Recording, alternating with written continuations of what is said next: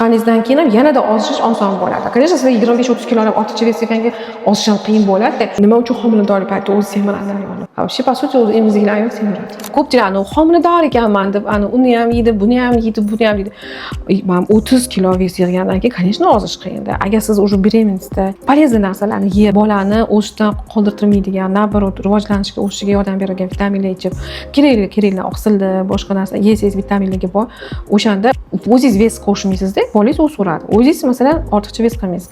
Avtomatik отек ham bo'lmaydi ortiqcha ves bo'lmagandan keyin. Tuqqaningizdan keyin ham yanada ozish oson bo'ladi. Конечно, sizlar 25-30 kilogram ortiqcha ves yeganga ozish ham qiyin bo'ladi. Unda emizish hisob ekanda sizda. Mana nima uchun homiladorlik paytida o'zi semiradi ayollar? Faqat o'sha yeb ichish to'g'ri. Organizm o'zini himoya qilish uchun yog' yig'ishni boshlaydi. Ya'ni bolaga rivojlanishiga himoya qilish uchun deb yog' yig'ishni boshlaydi yoki organizm stressga tushadi. Yog'i nima uchun olib qoladi? Yog' parchalanganda energiya bilan suvga ajraladi.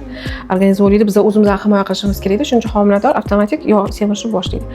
Emiziklik paytida sut kerakmi organizmga? O deydi, bizga deydi, yana energiya kerak deydi. O'sha yeyotgan ovqatingizdagi boshqasi yog'larni zapas qilib olib qolishni boshlaydi. Faqatgina ayrim mana tez emizadigan ayollar, keyin harakati ko'proq ayollar, ular ozadi. Вообще, по сути, o'zi emizikli ayol semiradi. O'zi по идее shunaqa semirish kerak.